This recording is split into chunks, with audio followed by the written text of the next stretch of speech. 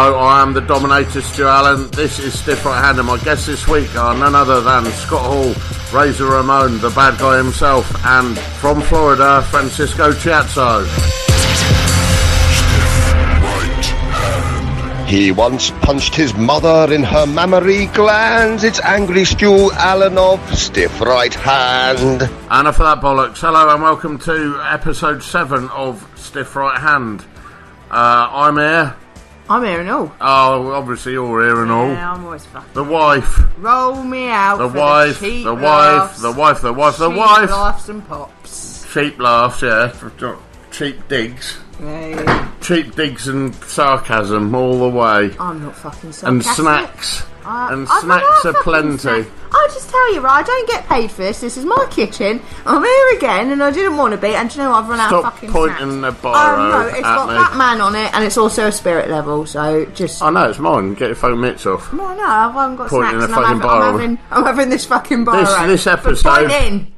This episode right here is going to be so well listened to, thanks to Scott Hall tweeting all about it, and all everyone's heard so far is you talking about snacks and pointing the biro at me. That's right, I'm bringing you the issues. We've already lost 1 million listeners. I'm bringing you the fucking issues that matter. Anyway, I'm really excited because it's nearly Halloween. This is my favourite time of year. It is the best time. This is obviously the Allen's favourite time of year because we can buy decorations for our house from Asda, which we do normally anyway, and it's nice. It's a time for all things spiced, isn't it? Yeah, spiced everything. Apprentices on the telly, and I can wear a duvet. And I can legally punch children and steal their sweets. Oh.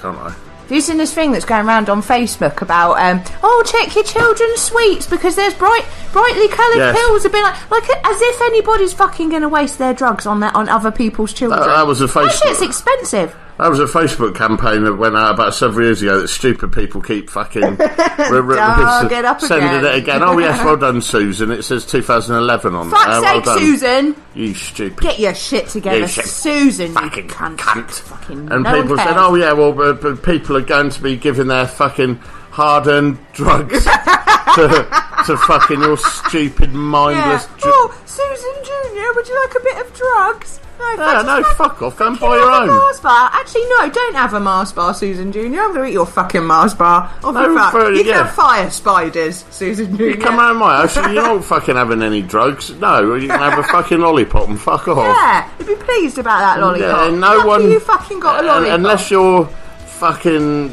Well, I was saying, unless you're around here demanding drugs. Unless you're fucking really, really wealthy and they've got like drugs coming out of every orifice like Ozzy Osbourne, you ain't going to be giving them to some stupid shithouse council house kids. Let me have a look in my giant drugs. Oh yeah, here's some I can spare. Don't fucking think so. I've got them, so it's going to have to be a no. Yeah, fuck off. Yeah. I want them, so it's going to have to be a no. Bollocks. Yeah. In the news this week, Hugh Hefner died. Up through you, didn't it? Yeah, it did, didn't it? Well, you were going to tell me about the police and the firefighters, but yeah. Hugh Hefner, eh? No, Hugh Hefner died. I thought, well, I know one of my dear friends, Simon Bisley, went to Hugh Hefner's house to paint some of the Playboy bunnies. Simon Bisley, some of you may know, one of the guys, the main drawers in 2000 AD, Judge Dredd, and also did Slain. Lobo. Lobo and Teenage Mutant Ninja Turtles. Batman. Oh, he's done so much. In fact, we're going to be getting him on here. You should, because he'd be a quality guest. He's a menace to society, but he's a very... General pain in the arse. He's a fucking lunatic, but he's a very good friend of mine, and so we're going to get him on. But he was paid to go to the Playboy Mansion, and he met Hugh Hefner, and he said there was just everything going on in every room. It was all sorts of debauchery, and of all the people he bumped into there and had a drink with, it was Tobey Maguire. Lovely, clean Tobey Maguire as Spider-Man, and little Vern Troyer, whose wife is famously... I know you hate him, but Vern Troyer was a little, obviously little mini-me from the Austin Powers films, and Simon said to him, he said, oh, hey, Vern, how you doing, man? He said, oh, no, he said, no, he didn't. He said, my name's, hey, mini-me, how you doing? And he's like, yeah, fuck you, buddy, my name's Vern. He said, yeah, mini-me, oh, Vern, fuck you, and offered Simon out for a fight. This is like 20 Stone Jack's fucking... No, and anyway, he ended up running off to his the Playboy bunny, and then she picked him up, and he just like a muscle into the fucking the rocks, just like a whelk, just sort of into her boobs and just really remained for the rest of the night. But anyway, back onto the subject. Hugh Hefner, he's dead. Yeah. A lot of people are saying how much he did for. He was very anti-censorship in the 50s and 60s, and did an awful lot for that. But I don't wear that personally. I think he was all about liberation for men rather than women. I would wholeheartedly agree, and actually you just sat me on my arse with that. I'd never expected you to come out with it's something such a notion, which is absolutely astoundingly correct as well. Well, no, it's true, because I think if you look at his business dealings and everything else, he's a everyone's like, oh, he lived in the every man's dream. Well, not really if you're honest, because a lot of those women would be the equivalent of fucking a chamois leather, and I should fucking know. Do you know what I mean? Excuse me? Well, it's, been with women similar to that. Oh, okay. I thought you were implying that I was the chamois leather. Yes, because I'm going to turn around after all this and say you're a fucking Playboy bunny. Do you know what I mean? I was going to beat you upside the head. But let's be honest, the conversation ain't all that, is it? And the equivalent of the fucking of a chamois leather, it does ring true. And I'm sorry, but Hugh Hefner turning around and saying, oh well, hey, I did all this thing for censorship in the 50s and 60s. Yeah, that was for your own.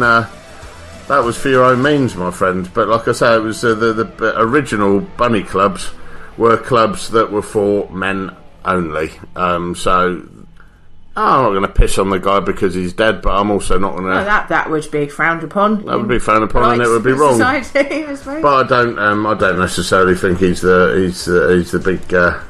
It's just like a nice big bastion of sexism has fallen, and it's. Yeah, it was something of its time that was, I'm sure, wonderful to a lot of people. But and also the shit that's going on in Spain as well. What's happening over there? Well, their protest, I don't know what they're protesting about. I was just reading a thing that the Spanish firefighters were protecting the protesters because the police were getting a bit heavy-handed, and the police are actually using force with using their batons. Actually, batons. I don't say it. You sure they're not using water cannon? I'm using water cannon. Why do they say water cannon? They say water cannons. The water cannon. Water cannon. The police use water cannon. Police are using baton. And the water. Their baton. And the water. Oh, you retard. Oh, yes. Fucking hell. The water cannon, known as Nigel, was brought out to level a bunch of students. But the police are hitting the firefighters, and I think that's a fucking liberty. It is. Well, it's all about an unsanctioned vote where they're trying to they're trying to open polling booths, etc. So I know the firefighters were. Oh, he knows the current affairs. I'm all about the current affairs. All right, news. I eat me open. Come on. Other cereals available.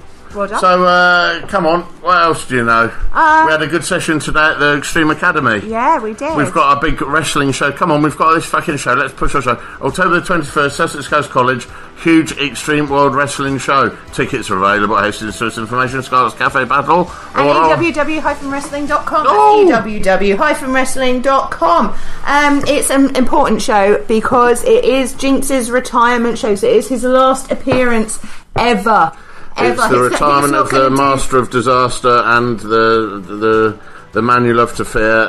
It's his final show of all time. So he's fucking majestic. Wrestlers and fans alike should all gather for this to say goodbye to one of the very, very, very best. And I'm sure he's going to kick my fucking head in. I read a wonderful piece in the newspaper last week that Samoa Joe had said about the UK wrestling scene. I think it was Doug who shared it actually, and said about, there's so many great opportunities in WWE at the moment, but the best one of the guys that are coming through are the ones from the UK scene, and they have been taught by the guys that paved the way, i.e. the ones who worked all the holiday camps, etc., etc. And so going back to the point, that would be to me Jace. Yeah, absolutely. Who is Jinx? And I'm not doing fucking breaking kayfabe and saying that. Some people know, some people don't know. He is. He really paved the way for an awful lot of people, and he's trained so many people and helped so many kids coming into the business. And so when Samoa Joe said that, I thought, yeah, that's fucking awesome of you to say that, actually. And I thought that was very, very, very, very good. So it's only fucking right that we send him off in some style. Oh, he'll be sent off in some style, 100%. But not only that, we've got so many students, men and women, coming through our Extreme Academy down at Fighting Tigers Gym on Castle Industrial Estate now, that we're also putting out.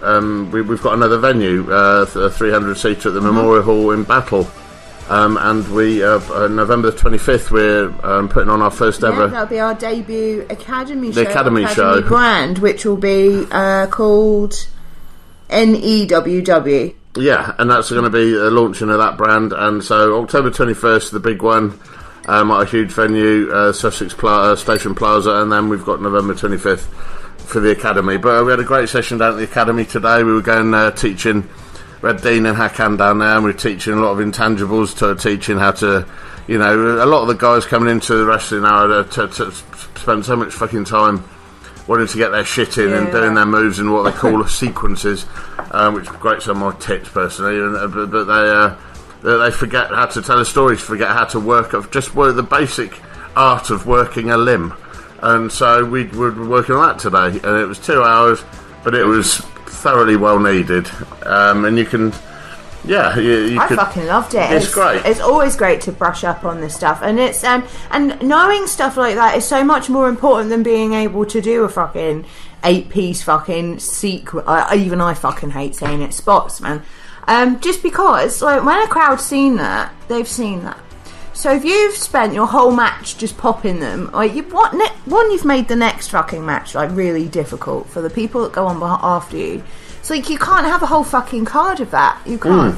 And I just, like, you brought me up in the way that it's just like you do your job on the card. And I'm fortunate that, like, I'm sitting in a nice little main event spot at the minute, but I wouldn't be able to deliver strong main events if the guys weren't doing such a fucking bang-up job of holding the card up and building the pace and everything, because doing that makes my job, and then what a main event or whoever it is, it makes their job so much easier. And it's not always about fucking stealing the show, and it's not always about fucking getting your shit in and popping everyone, because, like, you can over fucking pop a crowd, and it's much better to fucking work them. And when you've got a crowd popping for 17 backflips, and then you go out there and get a fucking better reaction with a reversal from a fucking, I don't know, abdominal stretch, like, who's the real fucking worker? Yeah, and it's true, and that's why we've had so many different trainers down at the academy, because it's good to, you have to learn all sides of the business. We've had an enormous variety.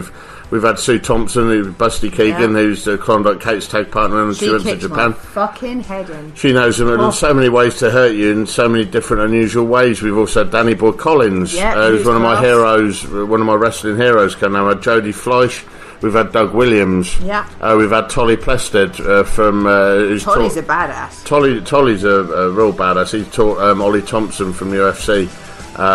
Tolly's a wonderful, wonderful fighter, and so it's good to multi-champion.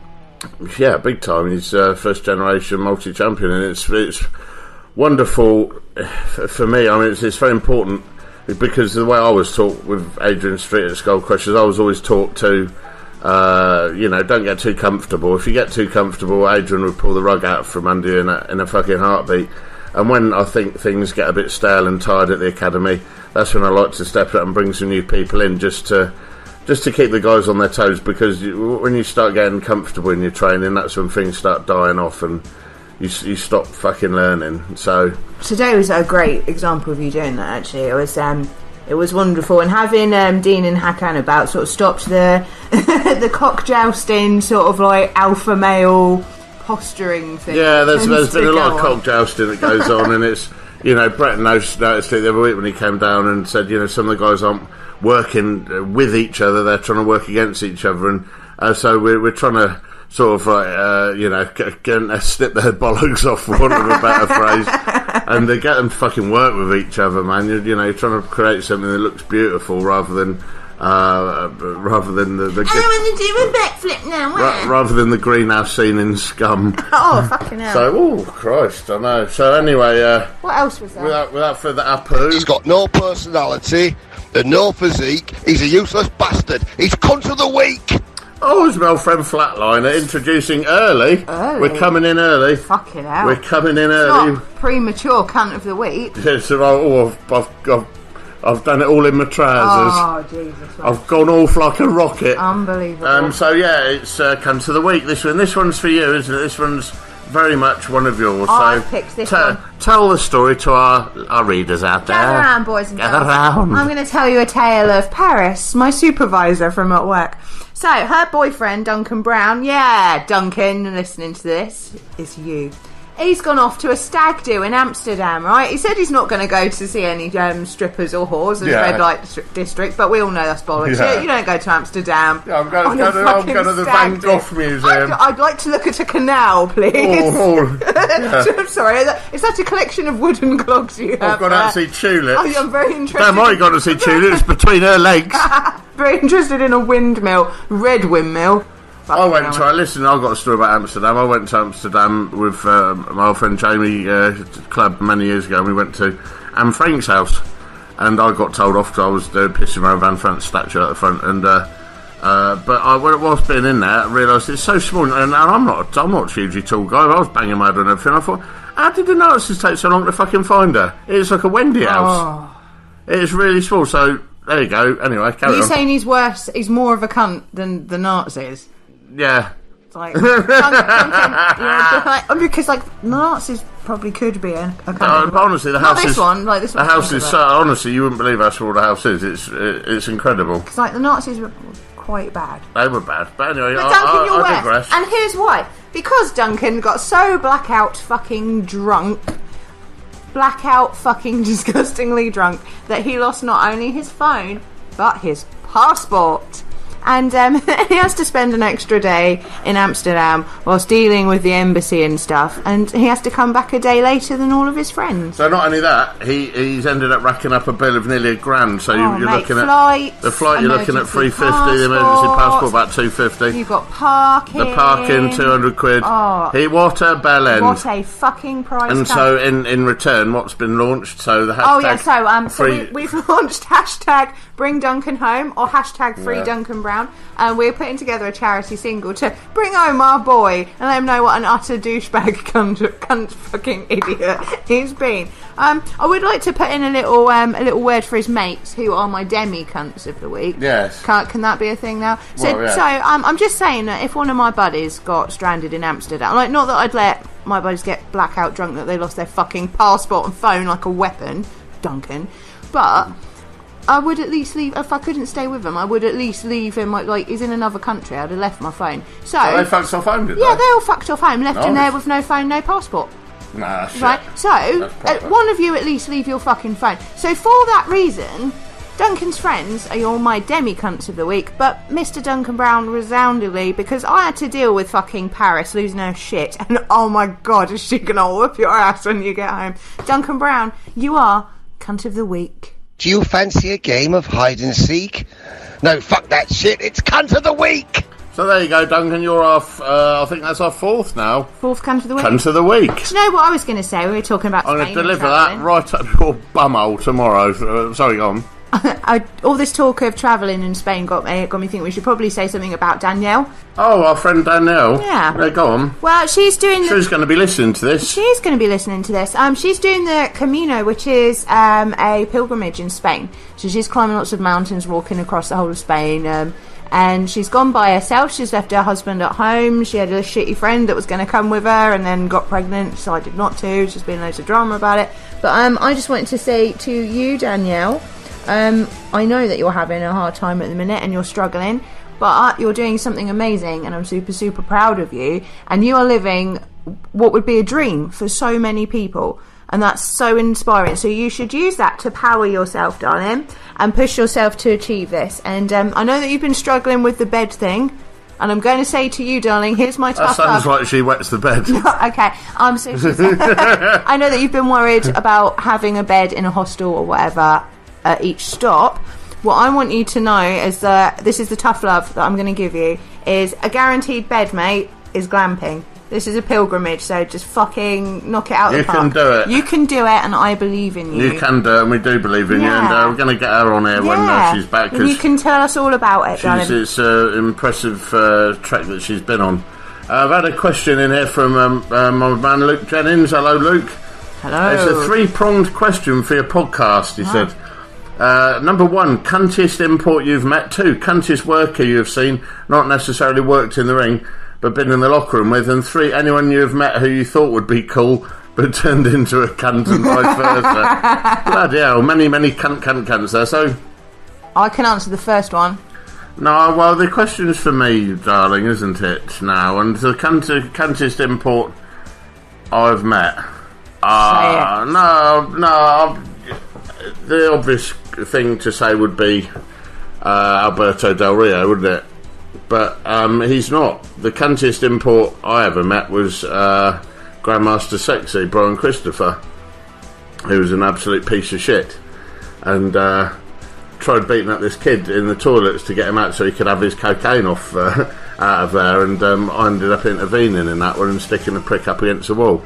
And he was an absolute prick, and he came over to the UK with Eddie Guerrero, who couldn't have been nicer. And it's like, out of the two, one's Jerry Lawler's son, the other one's Eddie Guerrero, and Eddie Guerrero, by all intents and purposes, should have been the one with the ego. Eddie was the nicest, most humble, lovely and talented geezer who had time for everyone, whereas that other geezer was an absolute piece of shit. It's always the ones with nothing to prove that are the nicest guys there, isn't it? Yeah, and then that really rang true with that. So Brian Christopher, number 1. So kind of cuntiest worker you've seen, not necessarily worked in the ring. Well, that's another easy one. We did a show in 2000, I think it was, for FWA Evil Intentions, and Sabu came over with his manager, Easy E, I think his name was, and Easy E was the sleaziest, dirtiest, shittiest, cuntbaggiest looking piece of trash. He looked like fucking, if you could ever describe walking syphilis, that would be him. He was a greasy, fucking horrible looking prick, and he came through to the back and he's like, "Oh, you're the Dominator, man, so you're the extreme guy." He said, I need some blades for Sabu, because we couldn't bring any of that shit through customs. And I said, alright, so I just handed him a big razor blade. He's like, ugh, that's unsanitary. And I said, I thought you were fucking extreme. And he was like, oh man, oh. And him and Sabu, they were a couple of pieces of shit and tried to hold the promoter up for a load of money, until Dan Severn got involved, and I think he'd turned the pair of them fucking over, actually. Which was quite nice.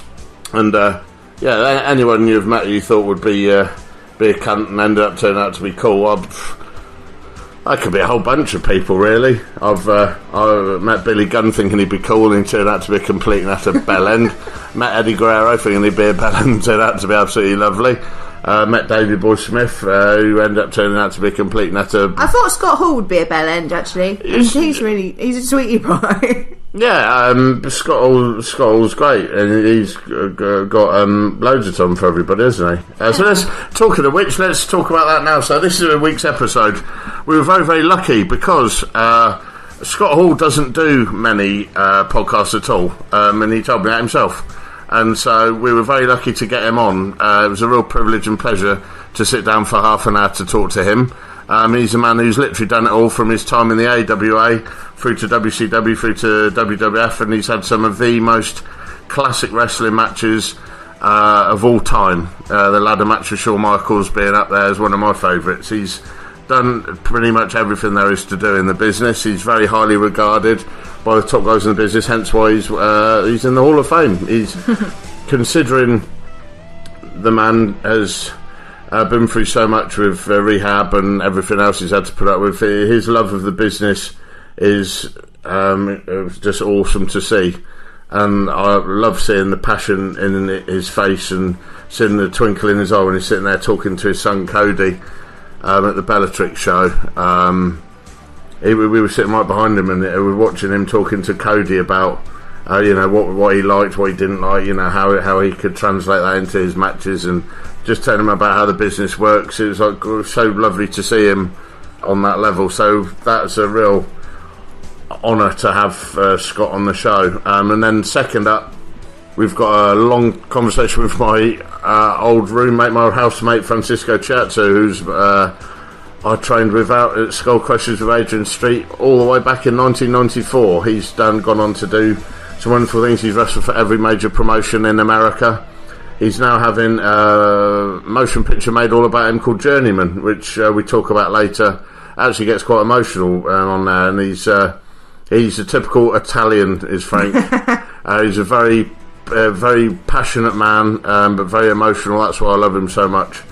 He lives and breathes and eats and sleeps the business. If anyone deserves to go anywhere in wrestling, it's Frank. He literally, since he was a child, he's sacrificed so much, and he really fucking deserves everything good, and I can't say that enough about him. He gets a lot of fucking heat for a lot. You either love Frank or you don't, but I do love him, and he will always have my respect, and I'll always have his back, and he knows that. And so we had a real good long chat. He's perfect fucking guy to have on the podcast. I didn't have to say shit. I just sat here with my headphones on like a fucking gonk in the kitchen. That makes a change. Yeah, I was just sitting there staring into space and just let him talk, man. It was great. But he had a lot to get off his chest, and this was the perfect platform for him to do it. So just have a counselling service as well. I think it was, in a way. Yeah. So anything from you before we crack on? Hey, why don't we just quit boo-boo facing? Hey man, why the boo-boo face? No one likes a boo-boo facer. Scott Hall hit us with the line which we'd never heard before, which is obviously something that's used widely on the American scene now as boo-boo face, which is when you're feeling all sad and you're feeling, your bottom lip comes out and you're boo-boo facing. So the way he said it with that great fucking accent, man, it popped me so bad. It was just wonderful. But look, without further ado, let's get to it now. It's the one you've all been waiting for, and hey yo, let's cheerio. Get down to our chat with the bad guy, Scott Hall. Giving you your weekly dose of a kick in the nuts, this is Stiff Right Hand. Listen, it's a real privilege and pleasure. I'm here right now with our agent. I can say I've got Hall of Fame, baby. Hall of Fame. I'm here with the bad guy, Scott Hall. Hey, yo. How you doing, Dominic? That just popped me, mate, just that alone. Happy days. Welcome to the UK again. You're becoming quite a regular here, aren't you? Hey, they love me everywhere I go, but what I like about being in the UK is over here, I'm the one with the cool accent. When British people come to the UK, the British girls, it sounds so sexy. Over here, I keep girls telling me, oh, your voice is so sexy. Now you're talking to me, baby. That I like to hear. Tell me all about obviously the independent scene in the US. I'd say the UK scene's hotter right now. Would you agree with that? I agree. There's more smaller promotions here, and you can work more times during a week. That's why the plan, my son Cody's here at Epic Studios for the first time. And our plan has always been Japan, UK, WWE ain't going anywhere. The better you are when you arrive there, the better your possibilities. But he's young. Like I did when I was young. Go see the world. He's young and single and likes to mingle. So go have some fun. See the world. WWE will be there. And the better you are when you get there, the better your opportunities are. Talking of your boy Cody, was there ever any part of you, because you've been around the scene, you've done pretty much everything there is to do, was there ever any point that you didn't want him to get into the business? Well, when he was a little kid, his mother, like when I'm home, I'm dad. I'd rather be Cody and Cassidy's dad. My goal is when I can go to a show somewhere and people go, see that guy over there? That's Cody's dad. He used to wrestle, I think, back when he was in black and white. You know what I mean? I want to be Cody's dad. There hasn't been a good heel manager in wrestling since Bobby Heenan. My goal is to manage Cody. We're going to hone our act around the U.S., around the U.K., so by the time he hits NXT, we'll tighten it up there, and then we'll take it to the main roster. Obviously, you've enjoyed every part of wrestling that there is to enjoy. All the A to the Z, baby. Everyone knows, all very highly well documented. Was there any part of when Cody said he wanted to be a wrestler that you were like, "Oh, put the brakes on, kid," or you embraced it? Well, I've seen the dark side of the wrestling business. Yeah. I've had my struggles with personal demons, and they continue to this day. I'm doing good today, but hey, it's early. It's early, so who knows? But I was really happy when he went to New Japan, and he started there because the guys who are on top, the Young Bucks and AJ Styles, are guys who They have fun, they party, but they don't drink and they don't do drugs. When I came up on the scene, early 80s, mid 80s, 90s, it was a different world in the wrestling business. There was lots of drug use, lots of alcohol abuse. Now the guys don't do that. And I'm so happy because a lot of my friends from my era are dead. So I warned Cody about that, but who am I to say don't have fun? I didn't miss any parties. And I really think, if I have to choose between being wrestling mentor or dad, I choose dad. But I try to explain to everybody I talk to, it's not show friends, it's show business. When we're in a business environment, we're talking about you as a product. I love you personally, but man, what the heck was that? But I wait to win the guys over before I start shooting with them because you don't want somebody going, oh, this guy, who does he think he is? I had to do it with you. The first time I said something about you didn't like me. I'm trying to help. Hey, my delivery, don't let the message get lost with the messenger. Because I don't have much of a filter. I say it, then it comes like diarrhea out of me. Yeah, no, I get that now. I'll be in my trailer. I'm never going to turn around and say to Scott, oh, you're fucking wrong, am I? Jesus Christ. Don't say it to my face. I grew up it's a wrestling business. We talk behind guys' backs. I grew up watching you. You had one. Oh, wait, you grew up. Yeah, fucking I did. You were 30 when I broke in. Get the fuck out of here, man. To me, getting back to Cody, if I didn't think he had what it took, I would advise him to go back to school and get it. That's exactly. My daughter's in medical school. She got all the brains in the family. That'll come in handy. She took after me. But if I didn't think Cody had what it takes to be a star, I would advise him to do something else. I was walking around Norris last night, and we're going our way to a kebab shop. Me, Cody, Jack Swagger. Now I'm old and beat up, so I'm bringing up the rear. They're up front talking, and walking by, and I'm used to people looking at me. And I'm invisible. Nobody even sees me anymore. They look at Swagger, then they go, who's that guy? All eyes were on Cody. He's got it, bro. He's got a very imposing look for a young guy, and he is a young guy. Yeah. But he's got the height, he's got the look, he's got, he looks like he can have a fight. Can I speak to you? I've seen a few of Cody's matches. He works snug, he works pretty tight, from what I can tell. Yeah. You just brought up the young bucks there. For me, I fucking hate those fucking idiots, man. I can't stand all this fucking indie slap shit. No, they're a little too, what Chief J Strongbow used to call a little too much ha-ha, a little too much gaga. But see, to me, you need a little bit on the card. Back in the day, we'd have midgets, you'd have the women. Now, the women wrestling has skyrocketed these days. Back in my era, Medusa was a groundbreaker. There'd be one woman, there'd be two women on the roster. We go all over the world. But yeah, they're a little too ha-ha for me. There's a place on that card because that makes a distinction for you and your partner for critical mass.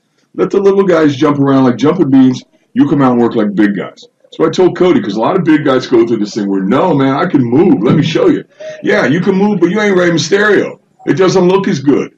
Nobody wants to see big guys do that. Would you rather see two flyweights box or two heavyweights? Right. When the MMA fight, who do you want to watch? The little guys or the big guys? Brock Lesnar draws huge crowds because he's a heavyweight. He's a badass.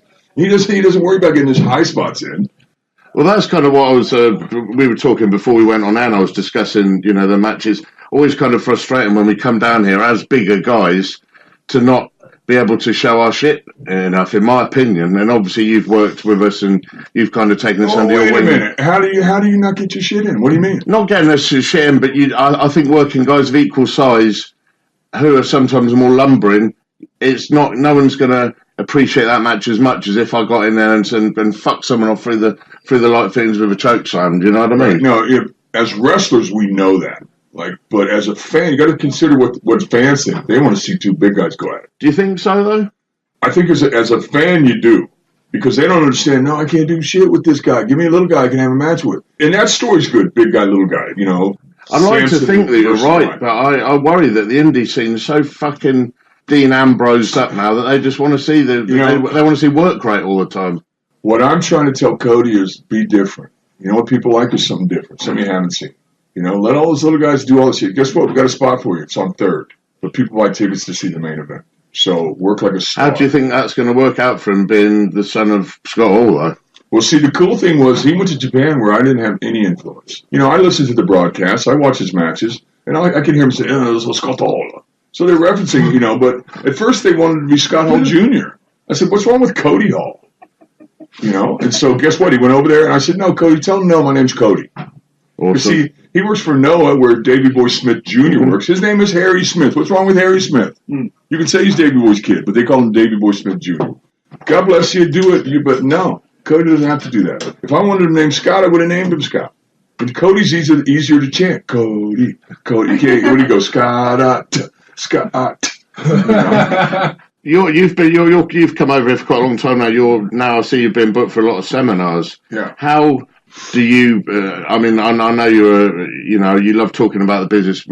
We were enjoying last night. I don't even know if you realised we were sitting behind you. You were talking to Cody all the way through the match last night, explaining points to him. Especially during Scarlett's match. And me and John were kind of getting off on that because it was like really sweet seeing the father and son, and you were looking after him and pointing stuff out. And we were kind of enjoying watching that little bond between you guys. How do you translate that over to other kids who are getting into the job?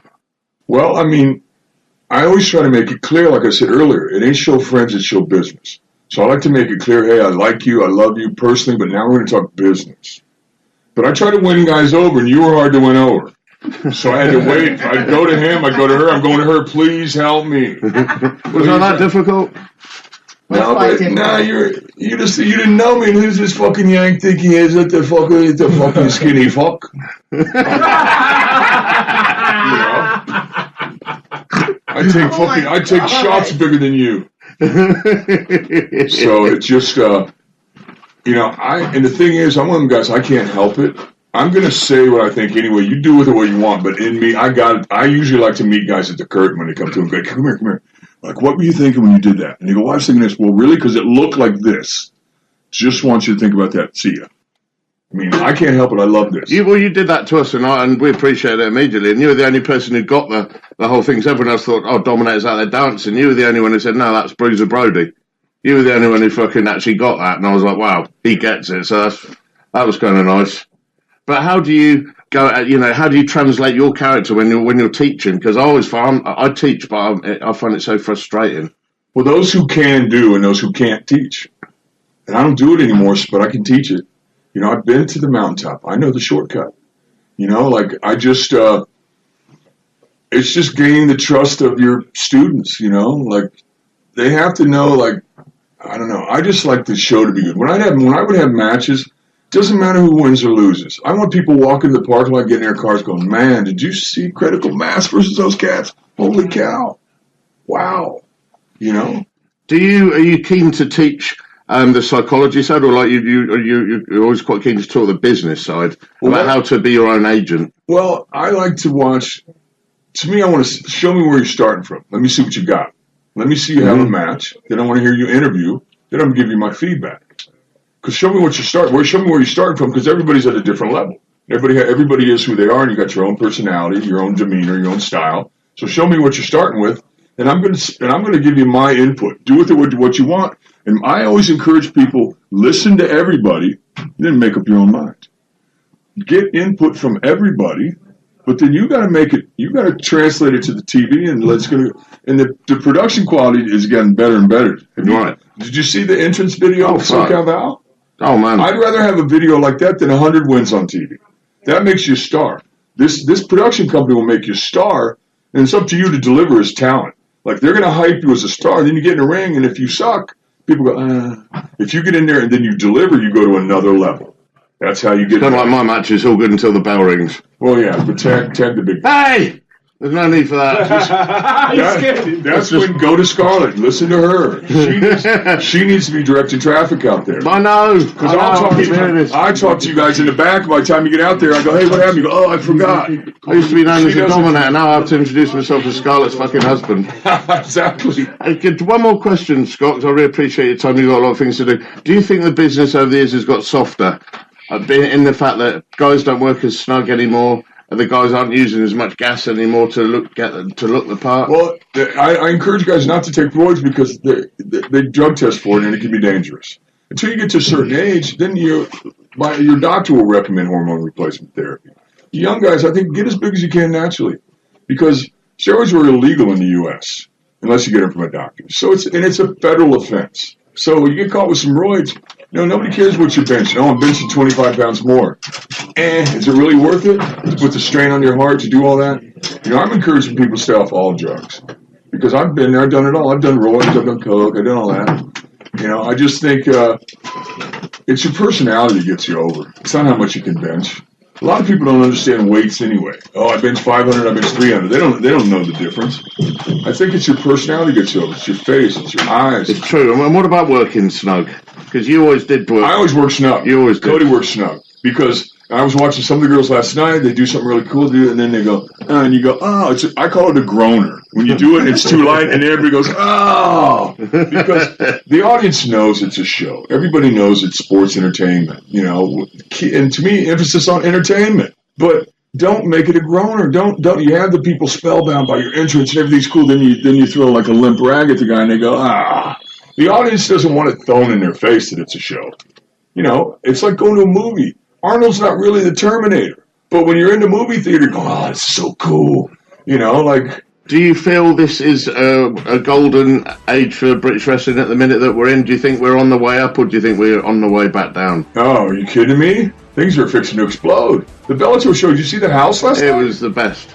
And they added more seats for today's show. And tonight will be unbelievable. I think it's going to be a hard one to top. But do you really... I think that the level of the talent and the level of matches being delivered is equaling the level of production. The production is first. Awesome. I think that UK wrestling is on the rise. And check out, stay tuned. More to come. That's awesome, man. Scott, been a pleasure. Thank you so much for your time, brother. Thank you, brother. Hey, yo, cheerio. Cheers, my man.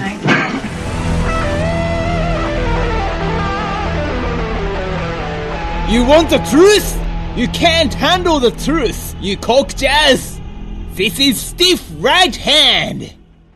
So there you have it. There's my interview with the man, the bad guy, Scott Hall. It's an absolute pleasure and honour. He even said to me afterwards, you know, so I rarely do podcasts and that, so I did, do this for friends. Totally appreciate it, Scott, if you are listening. Thoroughly appreciate it, man, and thank you for your help you've given us. That was a awesome time sitting down talking with him.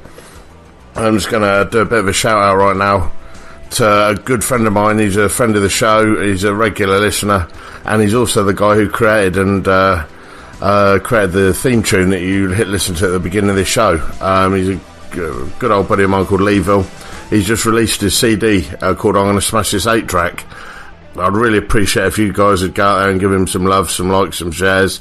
Maybe more importantly, buy his fucking CD. It's available via mail order on CD from Extreme Ultimate Records, and also via iTunes, Amazon and other digital platforms.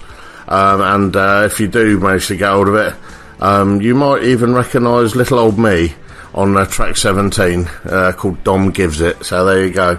Big thanks to Leeville for everything you do, mate, and helping me getting all this up and running. And check him out. He's a hell of a live performer, and he's a real I don't know how to describe his stuff. I've described it before. He's what I'd say is a real anarchic people's poet in a lot of ways. He really is. He's very grungy, like I say, Aphex Twin, 9 Inch Nails, mixed with a bit of John Cooper Clarke. I think that's probably the best way to describe him. But he's a bit of a genius, and I love him. I love him heaps. So anyway, going to go on now to our interview with Francisco Ciatso. Frankie, a lot of people ask me about my time at Skull Crushers Wrestling School. I'm going to go on to, I'm talking of which actually, release a little bit of news we just found out. Tan and I recently had the pleasure to talk to Adrian Street for about an hour, and we can now release the news that he told us in confidence. Now he's told everyone himself that he's actually going to be coming back and living in Wales after living here for 30 plus years in the USA. He's actually coming home, which is going to be absolutely wonderful to see Adrian again. He totally shaped my life in so many different ways, and I wouldn't be doing this now if it wasn't for him. I wouldn't have done any of this journey if it wasn't for him, and so it's going to be wonderful. Hopefully we'll be getting him on here, so it's going to be great having Adrian back home. But I get a lot of people asking me about Skull Crushers in my time there in 1994. I met some wonderful people, trained with some incredible people, I'll leave that for another episode. But my favourite people turned out to be one of my best friends in wrestling, and that is Frankie. He worked so hard. He's busted his ass and travelled and been broke and fought back and he's literally gone from rags to riches and back again and fucking all the way around. He's done everything, and we're going to have a chance to listen to my recent interview with him right now. So have a listen and see what you think.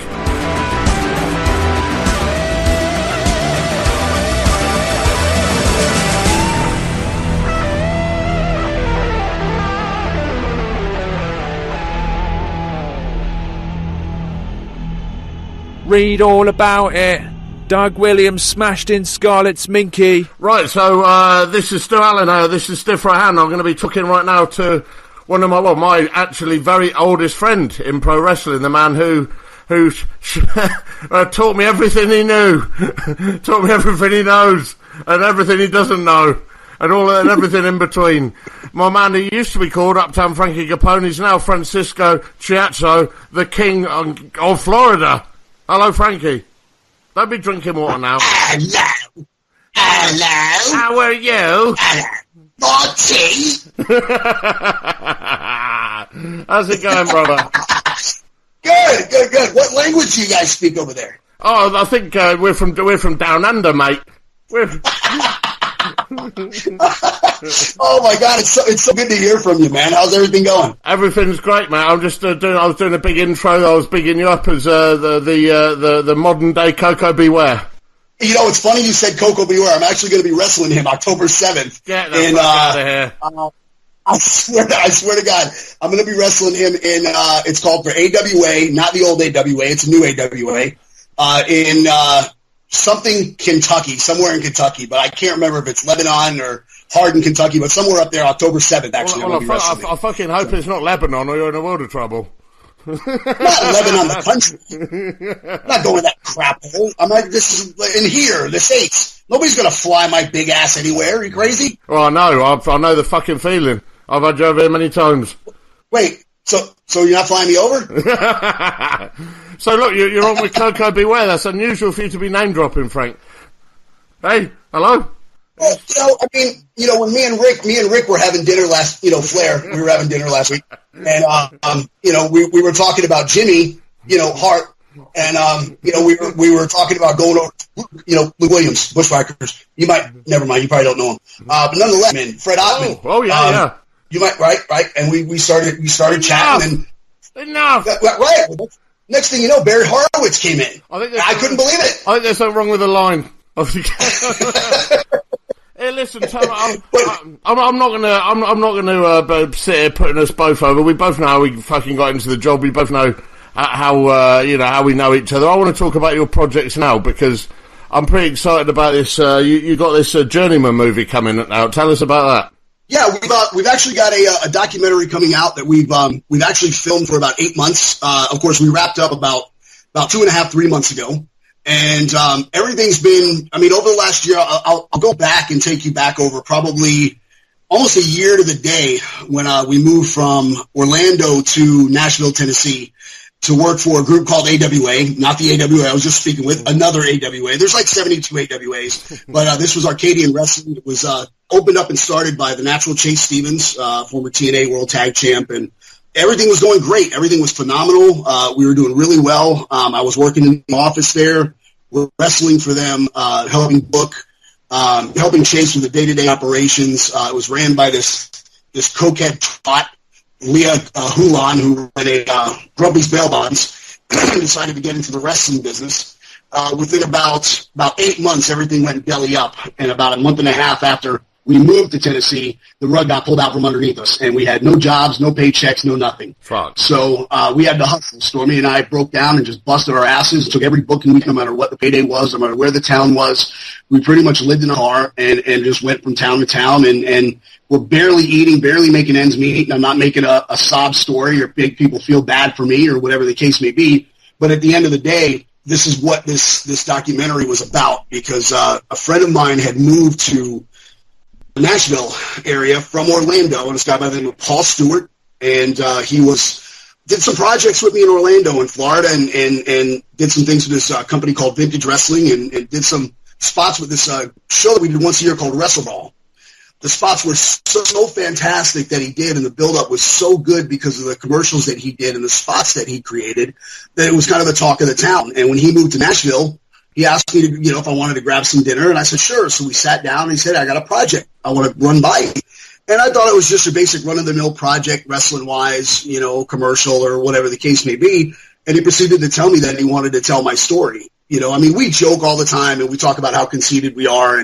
But at the end of the day, when it comes to this business, I'm very humble. I'm thankful for everything I get. I'm thankful for the people that I've met and the places that I go and the opportunities that I have to do what we do on a day-to-day, week-to-week, month-to-month, and year-to-year basis. And to be able to still do it at the level that we want to do it at is a testament.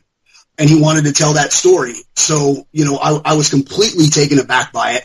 But like everything else, I just kind of let it run off my shoulders and yes them to death, and thought it was just kind of a in one ear and out the other.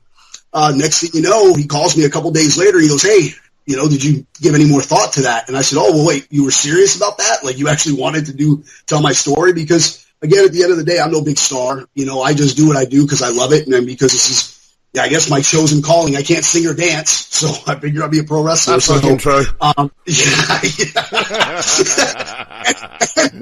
And shit, we could barely wrestle, for Christ's sake, let alone sing. But he really wanted to tell my story, so he said, what better way to do it than to get on the road? And he legitimately came on the road with Stormy and I with all of his production equipment for about 8 months off and on. And he would everything from cramming the back seat if we had a full car with other wrestlers, down to sleeping on hotel room floors, sleeping in the car right alongside us, eating fig bars, and pretty much anything we could, muster up or get our hands on, because honestly, at the end of the day, we didn't have any money. It wasn't a joke. Wow. It wasn't a work. We were completely broke, and we were about a few months away from being homeless, because we weren't really, honestly, we were about 30 days away from being homeless, because we really didn't understand. We didn't really understand what had happened, because it happened so quickly. And this was right after you'd already, just take it back a little bit, you'd already left the state of Florida, which you've been in for most of your life. Yeah. So you'd left everything behind. We sold everything, for the most part. And we moved to Nashville, and that was we got there July 4th, unloaded the truck, and you figure that was July 4th, August 4th, September 19th last year. We went into the AWA office and found out that our jobs were gone and the company was closing. We had right at about maybe $1,000 in the bank, which, I mean, you don't have to be a genius to figure that out. That's not a lot of money.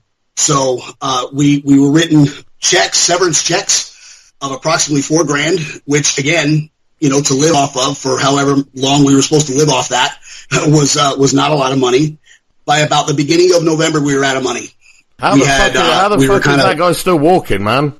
It wasn't him. It wasn't Chase. It was actually Leah Hulan. I know. I speak to Chase off now and again. He's a cool guy, but the other guy, the guy fucked it, because I was keeping in tabs with Arcadian Wrestling. I thought the whole setup looked awesome. What honestly really happened was, I mean, Leah Hulan's a piece of shit. She's just a complete jackass. She didn't know what she was doing. She was snorting more Adderall up her nose than I've ever seen in my entire life. Wow. Her husband was a complete piece of crap. I didn't even know she was married for the first 5 months that we were working for this company, because she had her mouth around a dick or 12. So, and that's God's honest truth. I saw this guy walk into the MTSU Center with a tight shirt on, all this jewelry on, looked like Guido Salducci from the Lower East Side of Manhattan. I had no idea who this guy was. Come to find out, it was her husband. And I had no clue, no idea this was her husband. So to make a long story short, he knew that he was going to be divorcing this twat. So, what happens when you get divorced? I don't know how it is in England, but in the States, you cut everything down the middle. Husband, wife, everybody gets half, unless there's a prenup or something before that. Well, what does he see with the bank account? He sees all that money going right out the window and going to AWA and going to the wrestlers and building this company. So he did everything he could to get it shut down and get it closed down. I mean, he had cops following Case, saying he went to the DEA or said he was going to the DEA. He had cops following Chase. He had cops pulling all the wrestlers over, including myself, trying to search cars, everything you could possibly find, whether it was drugs. And they found nothing, Steve. They found absolutely nothing. We had one night we were in a town, if I'm not mistaken, I think it was like Gallatin, Tennessee, and we got a tip that there was going to be cops and drug dogs coming to the arena. What show have you ever been to where cops and drug dogs show up? Well, we were there. Only Jamaica. Yeah, well, I was sitting in the dressing room, and I look up, and all of a sudden there's these 4 cops standing there with drug dogs, and they're just walking through the dressing room, and all the dogs are sniffing all the bags, and of course they found absolutely nothing. They found nothing because there was nothing there. You know, they went out to the parking lot, they looked in the parking lot, they searched around everybody's car, every fan's car, found absolutely nothing. And then shortly after that, it was probably, if I'm not mistaken, I think that was the next month, and her husband just came in, closed everything. It took I guess she had some money buried behind one of her houses. It was like $1 million in some safe. He took that and came in and got in my face, and I got in his face. And of course, you know, he's got a pistol on his freaking hip. You know, he's a bail bondsman. And it was just a bad situation. The whole thing was just horrible. And I looked at Stormy, and all I could think about was that, you know, I took her from her home, from her family and everything, and said, hey, this is our shot. We're going to do this. We're doing it together, and we're going to build this company. And everything was great. And the funny thing was, Stu, this wasn't just based on promises. This wasn't something that was just a blueprint. Like, these were things that were happening as we were talking. It wasn't like, okay, well, when you guys get here, we're going to try this. These shows were going on. They were happening. Things were building. Everything was going so well. Then all of a sudden, bam, it was literally like you walk in and the rug just got pulled right out from under us, and we took the biggest bump of our life, you know, and it sucked because we again, it sounds like I'm trying to give a sob story and trying to make people feel bad for us, but I'm really not. There's no other way to tell this story than to tell it this way. At the end of this, there ain't going to be a GoFundMe, is there? But you know, we were broke. We had nothing. We were traveling around trying to do everything possible to get our, you know, all of our ducks in a row before we just had to try to figure out what we were going to do. And I don't know how she did it, but Stormy made. I mean, if she had $100 in the account, that girl made it stretch a month. Wow. You know, I don't know how she did it. It was, I'll never forget I was sitting in our recliner in our living room, and she was at the gym or she was somewhere, and I tried to buy like a pop vinyl. You know those pop vinyl, the Funko Pops? Yep. I tried to buy one of those. I think it was like $9 or something like that on Amazon, and our debit card declined. Oh, and she got a notification on her phone, and she said, hey, don't use the debit account. We're overdrawn. And we were overdrawn by so much. I can't even tell you the figure. I have to go back and look because I wrote it down, but it was a lot. Like we were so upside down with everything. We had no food in the fridge. I mean, it was like a nightmare, honestly. It really was. And then all of a sudden, things started picking up. We started doing customs. Miss Rachel, who's LT Falk's wife, has a customs company right outside of Nashville, Tennessee. Started using us for customs, and the wrestling booking started picking up. And I mean, it was just, I'm not a religious person by no stretch. You and I we're very similar in a lot of regards, but in this one especially, you're not a religious person either. But you know, there was something out there. There was a higher power. I don't know what it was, but it was literally like they just said, okay, you guys have been beaten up enough. You know, now it's time to make you come back. And we did. And we came back and we scraped. And we clawed, and we fought, and we saved, and took every booking we could possibly take, no matter what it was. I didn't care what the booking was, where it was, we were taking it, and we came out of it. To this day, I don't know how we did it. I mean, it was literally like I hate saying a miracle because that's so cheesy, because we worked for it. It's not like we just sat there one day and money got delivered to us. We worked for it. But here we are, and, you know, that's the story of the journeyman, and it was... Paul followed us, and he got all of this on camera, wow. And it's all a 100%. I didn't realize that. 100%. I didn't realize that was all that transpired all around the time of the making of that. So that's going to be something unbelievable to watch for anyone. And I guess like yourself, Frank, I'll get so many people who want to come and learn wrestling, and they're like, oh, you know, I've got to travel 10 miles to go to wrestling school. You think that's fucking hard shit? You want to watch this fucking movie, people? Yeah. Well, that's the thing, is that we traveled everywhere from, Stu, and I'll tell you, we went from everywhere from Nashville to Chicago to New Orleans, Louisiana. One of the last trips that we took with Paul recording this movie, it was myself, Stormy, the unpredictable one, Damian Wayne, who's one of the best wrestlers in the entire country, and Paul. And there was like an ice storm or something, and I can't quite remember what the whole situation was, but I remember we got to Birmingham, and it was like we went to another world, Stu. It was like one big sheet of ice from Birmingham, Alabama, which is I-20, which runs from South Carolina all the way down to like New Orleans, I believe, if I'm not mistaken. Long, miserable road of misery. Oh my God, it was terrible. So from Birmingham, Alabama, all the way to, honestly, almost to the border of Louisiana, which typically should only be maybe about an hour and a half drive, maybe 2 hours, took us 5 hours because it was a sheet of ice. We couldn't see the road. There were cars and cop cars sliding into each other. It was literally like The Walking Dead, like a zombie apocalypse with cars and just everywhere. And me trying to dodge cars, and I'm going... Well, I can imagine that was fucking colourful, because I've been on many, many interesting car rides with you, so I'm amazed that no one got fucking killed right there. I remember we drove from Deltona all the way to St. Pete, which is normally about 3-hour drive. And it was, God, it took us, an hour to get there? I think I drove 150 miles an hour, if I'm not mistaken. I'll never forget weaving in and out of traffic and you going, oh, I'm going to get killed. I get killed. Oh, yeah. So Paul traveled with us for quite a while and experienced everything we did. And there was nothing that we said or did that, for the most part, he didn't get on camera. I mean, there was one point where Stormy and I got into a knockdown, drag-out argument in our home, and he got it on camera. So, I mean, all of this is a complete 100% shoot. And I hate using that word because it peels back the curtain a little bit. But for all intents and purposes and what we're discussing here, there's nothing on this that's not real. Everything on this documentary is completely real, happening in, for the most part, real time. And we pulled no punches. Like, there was nothing where I told him, hey, turn the camera off. Because I wanted it to be, I mean, hell, I remember one morning I woke up and he had the camera in my face as I'm waking up, I'm sitting there in bed and my hair looks like this. I go, thrust in my eyes and drool dried on the side of my face. And, but it was an awesome experience, being able to see some of the scenes back that I've watched with him afterwards. And it is hard, it's hard watching some of this stuff back and seeing how far we came to where we are now.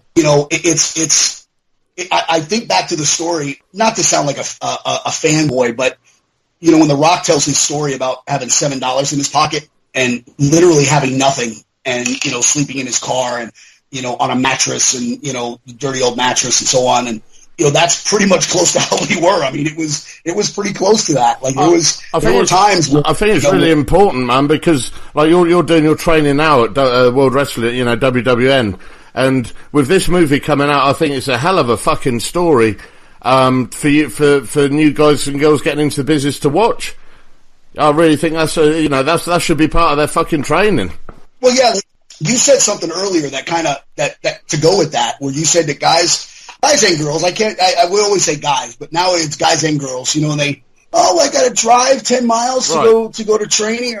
Man, if they only knew the amount of miles that we drive on a daily basis, I mean, it's insane. And, the drive, I had somebody tell me that they couldn't drive half an hour. They said the drive is killing them to come to wrestling school. I don't even know a half an hour. I mean, I don't even know what the fuck that is, an hour. I would be tripping over myself to drive a half an hour somewhere. Right. When we have a local show, and I'm sure you feel the same way when you run your shows there in your town, you don't even know what to do with yourself all day. No, exactly. Because you're busy, you're running the show, but it's like when we do a show local, I don't even know what to do with my whole day because I'm not in a car all day. Yeah, I'm not, right. I'm not traveling for 2 days to get somewhere. So, all these people that are coming up now are so spoiled. They don't know what it's like to sleep in their car. And again, I'm not playing the role of old vet and this and that. And in my day, but at the end of in our day, it was a lot tougher than it is now. A lot of the guys and girls have it really easy now, whether it's getting jobs, whether it's, getting spots, whether it's being able to view people's matches. I mean, hell, Stu, we would go to towns. We didn't even know the people we were wrestling. We would just walk in and see some big, fat, grizzled, toothless redneck sitting in the corner, who's the champion of the town. We'd have to wrestle this guy, Yeah. Now the kids wanted to fucking know who am I with, what's the finish? Well, that's exactly what it is, So, the times are different, and everything does evolve. And I get it. I mean, hell, I'm sure, sports over there, have to evolve. The athletes are bigger, stronger, faster.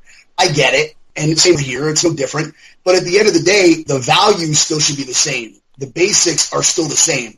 The way I train people is the same way you train people. You've got to learn the basics. That's what I wanted to get on to next, Frank, because I wanted to...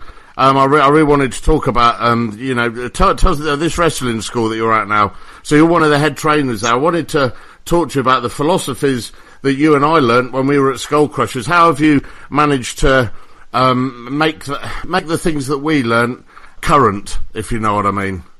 Well, by not compromising those very values. When we were at Adrian's, I know I didn't hit the ropes or learn to hit the ropes for at least a couple of months, when I was there. And you left. Yeah, you did. Well, yeah, on top of the fact you couldn't.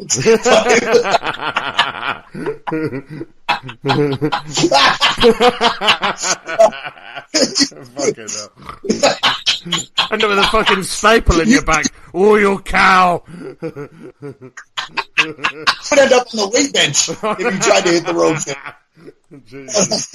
I don't know what these guys that are coming up now would be able to do if you told them not to hit the ropes. They'd be like, well, what do I do? I don't know, learn how to fucking wrestle? I don't know, maybe.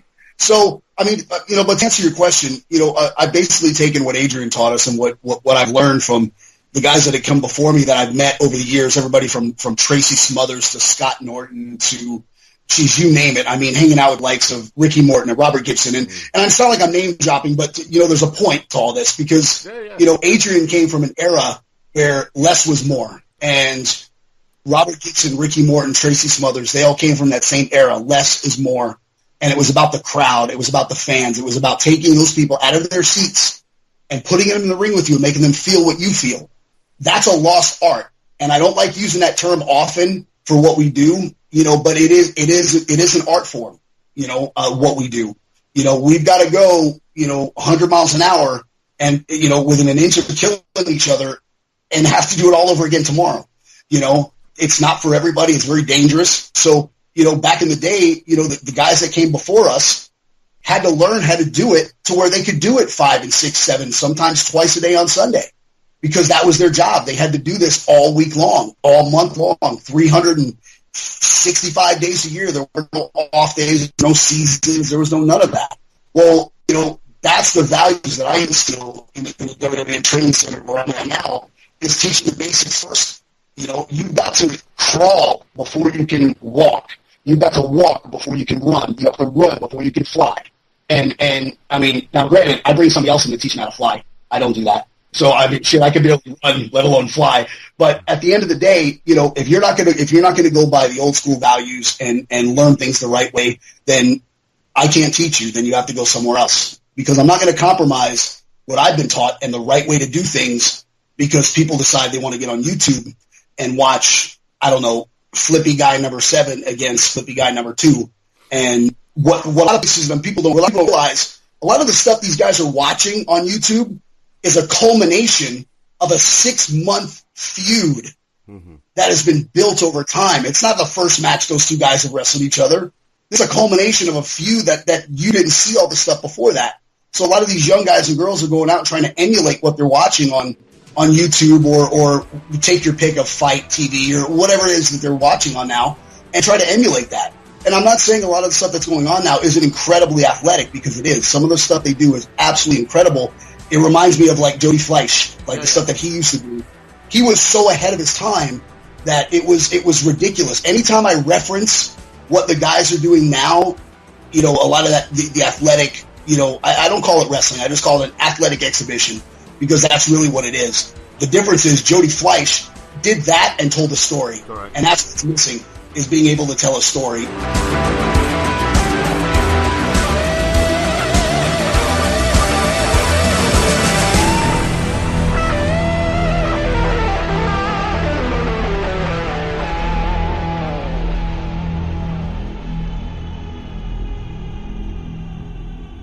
Well, I've had a few people asking me since we got started here if we can have a bit of a wrestling roundup type feature.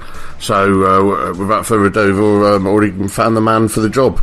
Good lad, local lad that lives near me, called Dan Glover. Runs a wrestling site called Wrestle Wrap Up. He's out there on Twitter. If you want to contact Dan, so he's going to be giving us weekly 3-minute reviews about wrestling around the world. And giving us regular updates on the world of wrestling and behind-the-scenes gossip. So here we go with our very first Wrestle Wrap-Up. Over to you, Dan. That's right, it's time for the Wrestle Wrap-Up live on the Stiff Right Hand podcast. You can check me out on youtube.com/Wrestle Wrap-Up. But let's talk about some of the news this week. It's been reported that Matt Hardy has in fact been given some creative ideas for himself to keep himself busy as a singles wrestler whilst his brother Jeff Hardy is off WWE TV recovering from a recent surgery. Well, Matt Hardy took to Twitter and he teased that a change is coming. He said this on Twitter: 25 years of evolution and change is almost upon me again. Now, he's obviously kind of doing a little Broken Matt teaser. Could we see Broken Matt Hardy debut on WWE TV? Only time will tell, with Jeff Hardy being out of action for quite a long period of time. But let's move over to the women's division, because whilst participating in a Q&A in Paris, Lita revealed that there has in fact been talks about possibly debuting a tag team title for the women's division. She said this: "There's been talks of tag titles for the women's division, and I think that I love that they first introduced the Money in the Bank briefcase. That's been a long time coming and adds to an element of surprise within the title picture, but she wants to see the titles sooner rather than later." Of course, with the expansion of the Mae Young Classic and NXT, I think it's only time will tell before we see a tag team title. There's a few tag teams, there's some women that aren't doing anything, and it makes total sense to have a tag team title in the women's division. But from the tag titles, let's jump over to SmackDown Live, because according to Dave Meltzer of F4W Online, the reason that AJ Styles hasn't been in action on weekly SmackDown Live TV is actually quite a simple one. WWE are saving him for the dark match in hopes the fans don't leave during 205 Live. Meltzer said, "Working every night, saved for dark matches on Tuesday, making sure the crowd don't leave during 205 Live." Now, when 205 Live was first a thing, lots of people left. They'd already seen the top stars on SmackDown Live, so actually, it makes a lot of sense having AJ Styles wait until the dark match, so fans who want to see him compete, they have to stick around in 205 Live to see him compete. I think it's a great idea, a great way to save AJ Styles on TV as well, but we do need him soon. It's been a little bit too long. But finally, the final thing, Sister Abigail. What on earth? Is she alive? Is she dead? Well, Bray said she's alive and she wants to meet Bray Wyatt. Well, according to Pro Wrestling Sheet, the current plan isn't for Sister Abigail to be Paige or Sage Beckett like it's been rumoured, but actually Sister Abigail is just going to be the alter ego of Bray Wyatt, similar to what the Demon has for Finn Balor. Of course, we're going to be seeing very soon, because the ego, apparently we're going to see that at WWE TLC. So that's the news, that's all I've got. Be sure to check me out, youtube.com/Wrestle Wrap Up, because that's a wrap. From the man whose wife has a broken badger, thanks to Doug Williams, this is Stiff Right Hand. I know I kind of went off kilter a little bit, but that's what this all comes back to, is telling a story. No, I wanted to, it works nicely to what I was going to say to you, because the other person you're sharing this show with, obviously Scott Hall, I was speaking to him and he referenced the Young Bucks, and I said to them, I said, how do you really feel about these thigh slappy guys? And he said, Chief J Strongbow always said to him they were a little too ha-ha. He said they were a little too gaga for me, those guys. And I said to him, do you think the business has got softer? And he totally agreed. Yeah, well, that's, you know, I've known Scott for a long time, and he's dead on. You know, I mean, I've never been one to talk down about any talents that are on, you know, that are out there nowadays, because they're making a living, you know, so they must be doing something right, in a sense, if they're making a living doing this. I don't have to agree or like what they're doing. If they're making a living at it, they must be doing something right. Again, it's not for me, but it is for somebody. Now, flip side to that is, do I care for that style? No. Do I consider it wrestling? Not really. You know, But at the end of the day, what it all comes down to is, and it always comes full circle, it always comes back around to wrestling. It always comes back around. That's what sells. The marquee says wrestling for a reason. It doesn't say, Barnum and Bailey Circus. It says wrestling. So at the end of the day, when you come back around and the crowd, no matter what crowd you're in, it doesn't matter if it's in Hastings, England, or New York City, or Los Angeles, or Orlando, Florida, the basis of what we do is wrestling. And if you can't do that and you can't learn the basics, everything else is a moot point, in my opinion. I totally agree. Tell me, Frank, about because obviously, you've got very, you're with someone who's in the business also now. You and Stormy are due to get married real soon. Tell us about what the women's scene is like over there, because the women's scene over in the UK is hot as hell at the moment. Yeah, it's the same over here. Stormy has a full-time roster spot with Shine, which is World Wrestling Network's women's group, which is the biggest women's group in the country. Mm-hmm. Very similar to what Bellatrix is. Am I saying that right? Bellatrix? Correct. Bellatrix? Yeah. And it's very similar to that. In fact, Soraya Knight spends time over here and works for Shine off and on. I've met her a few times. I know Stormy has met her a few times as well. Had some great interactions with Soraya. The first Shine show I'll say I got dragged to because Stormy wanted to go, and I was like, I don't want to go. It's going to be crap. It's going to be blah, blah, blah. I walked in, and when I tell you I was completely and utterly blown away, mm-hmm. I was. And I'm not saying that because I work for I'm saying it because it's true. And I watched talent that was on there that I had heard of, and I remember, you see a name on Facebook or you see a YouTube video, and you see these names and they continuously pop up. And I sat back and watched, I could have sat upstairs with Sal.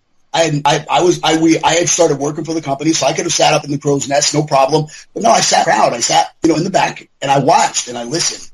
And I paid attention to what the crowd was getting excited for, what they didn't get excited for. And the women that were on this show were just as good, if not in a lot of instances better than a lot of the guys that I've seen over the last couple of years. And they were hitting harder than the guys. They were working harder than the guys, and their characters were completely off the chain. I mean, Crazy Mary Dobson was my absolute favorite. Like, I was enamored by what she did. I mean, I watched her as a fan, and I was like, wow, like I'd buy a ticket for that. Like, I really, really would. And when Stormy started working for the company, of course, I got more involved because, she's working for the company. So I started watching more and more, and I went to a couple more shows. And although some were better than others, some, of course, just no different than anywhere else. Some talent's better than others. But their consistency is right there. And to be quite honest, there's Full Impact Pro runs at the Orpheum. Evolve every now and again, I think, off and on will come there. But it's mainly Full Impact Pro, Style Battle, and Shine. Shine outdraws, with the exception of Evolve, Shine outdraws just about everybody else. Wow. And and it's crazy because the women's scene has, in my opinion, has never been hot like it is now. Well, we just had the guy from Shine over in the UK last week, in fact. He was over here with Medusa, and I know they're going to be doing some stuff with Shine coming up. But I don't know about you, but I found the girls seem to work much more snug than the guys on the indie scene, because they seem to they've got much more to prove, right? Well, they do, and it's me and Stormy just had this conversation last week where we started talking about different talent that she's watched over the last couple of years. Or one of the feuds that I got her started on was Medusa and Bull Nakano. And I had her watch this series of 3 or 4 matches, and she looked at me and she said, I've never seen anything like that. And I said, they were so ahead of time that, it wouldn't surprise me if they got stifled because of how good it was, that they were going to outshine the guys, to be honest with you. I mean, Bull Nakano and Medusa they killed it. And they were the only two women on that fucking doing the circuit for like nearly 2 years. Yeah, they were married to each other. Yeah, literally. They were literally married to each other for a couple years. Since then, Stormy has had, and I know you're going to know this name because we were on shows with her for a long time. Stormy has become a mentee. Her mentor is Malay Osaka. Yeah, I saw that. Yeah, and Malaya's done a lot of traveling with us, vice versa. We've traveled to Chicago and Tennessee and some different places with her. And, I mean, you're not going to get a better teacher than Malaya. You know, Malaya has taught Stormy so much, you know, a lot more. It's weird because I could only take her so far, you know, coming from me because of our relationship, where me and Malaya could say the exact same thing, and Stormy will hear like the Peanuts gang, the wah wah wah wah wah wah. So, and then I can tell her, "Hey, Stormy, the sky's blue," and she'll hear wah wah wah wah, and then Malaya will go, "Hey, Stormy, the sky's blue," and she'll go, "Frankie, the sky's blue," and I'll just go, "I know the fucking feeling there, bro, tell you." Well, yeah, I forget. Well, yeah, of course. It's the same with Soraya and Tarn. You know, that's what I mean. There has to be other, you know, leading females who are instrumental in their upbringing. It can't all be the guys. Well, you're right, and it's you know, I had to learn how to take a step back a little bit and allow Stormy to kind of, not to be cheesy, but to blossom. And I'm not talking about the blossom from the 90s, because you love Blossom from the 90s. You love that show was terrible, just like Conan O'Brien was terrible. Don't start on Conan now. But the women's scene is hot. You know, it's and I'm very thankful for that because, you know, that's actually helped, you know, booking wise with me and Stormy. Like it's because of the way the women's scene is over here, a lot of our bookings, you know, tandem wise come from that very thing. Right. You know, because they're gonna get two wrestlers, you know, that are coming in. Well, one wrestler. I ride her coattails. I'm fucking terrible. You know what, dude? I was talking to Tarn the night before last, and I honestly believe, you might not agree, but I'm thinking within the next 10 years, women's wrestling's going to outdraw the guys. Yeah, you know what, man? I would absolutely believe that's the case. If it keeps going the way it's going now, I don't see. I'll be honest with you, man. Okay, for instance, look at UFC. Okay, look at. I mean, outside of the McGregor and that dum-dum. Well, what's his name? Mayweather. I mean, the women's UFC 9 times out of 10 is more sought after and more watched than the guys are. Right. You know, and again, it's not. I try to put this up over because it's a cool thing to do, or it's the in thing to do now is to put women over and so on. If they were the shits, they're the shits. It's just the way it is. I mean, I don't care. Stormy, when you know, Stormy's green as goose shit.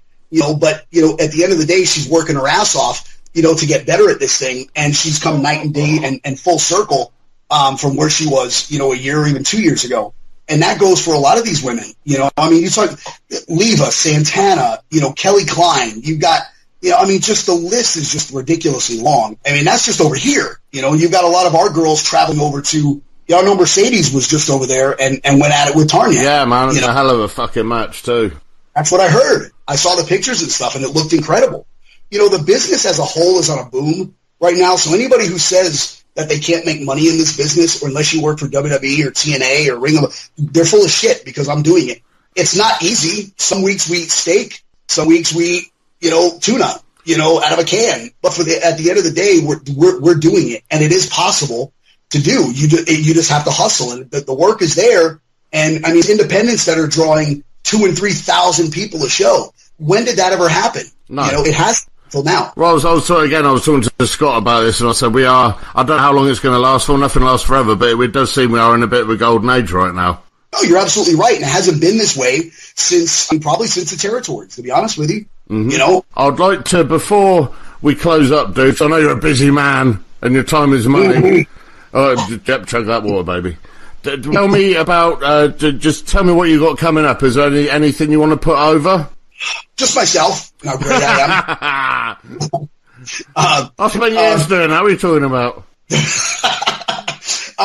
Actually, we've got quite a bit. We've got everything WWN related that's coming up right now. We got ACW at the end of this month on the 28th. The WWN Training Center is booming and it's doing fantastic.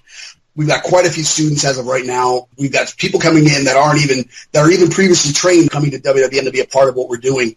Evolve just sold out 2 shows up north. You know, everything from Full Impact Pro to ACW, Style Battle, Shine. Everything that we're doing is it's booming. I mean, we're all over the place right now. We just in St. Louis, which is a pretty big independent wrestling company out of the Midwest. We just debuted for them 2 or 3 weeks ago, right before the hurricane came through, which was a fun week, by the way. Cool. But, really, honestly, man, I'm just thankful. It sounds cheesy. I'm not really big on putting a lot of things over because I'm just kind of thankful for doing what we're doing and being able to do what we do on a consistent basis and to be able to do it still after all these years at the level that I'm doing it at. And, we've got a lot of naysayers. We've had a lot of people that have laughed at our expense when we were down, and there was a lot of jokes that were made. There were some memes that were made, and it's okay. It's I kind of smile now, and I just kind of cock my head to the side, and what goes around comes around, and those people, they're starting to eat a little crow. And, I'm not big on wishing anybody harm or wishing anybody ill will, but, what goes around comes around. And when you give somebody the groikes, you give somebody the horns, I remember those. they come back to get you, but it's when I've had the pleasure and the privilege to be able to be trained and work with some of the best. I mean, everybody from Bill DeMott to Adrian Street, Bill DeMott, Tracy Smothers, just the list is just extensive. Dominator too, he was good, right? Being able to spend time with Scott Hall over the years. Dominator too, he was good. And Scott Norton. Oh yeah, Dominator. Ron Nemi was so instrumental. Who was that? The what now? Nothing. I was told. I think we got a cross line. Oh yeah, cross balls. Speaking of Ron, shut up. Let me talk. Speaking of Ron Nemi. What do you mean speaking of Ron Nemi? No one's speaking of Ron Nemi.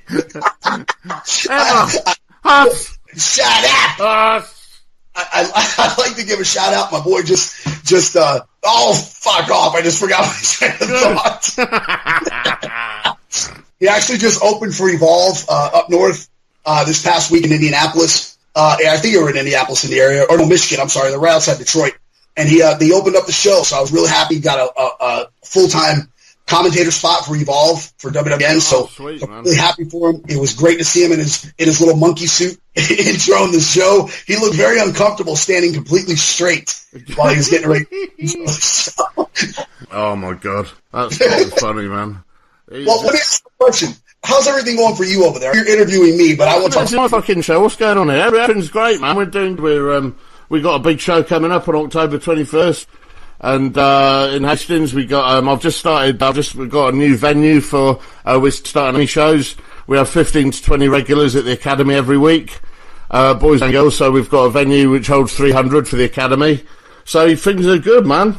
Very good. I'm happy for you, man. I really, really am, man. You're definitely one of the good ones. Hopefully I get to meet Tanya here very soon. We need to get you over. This is what I wanted to talk about. I mean, you have literally, from talent enhancement to be a main event to travelling the ridiculous lengths. I mean, I'd say, I've always said that you're the hardest working guy in the business, and I'm not saying that to blow smoke up your ass. I genuinely mean it.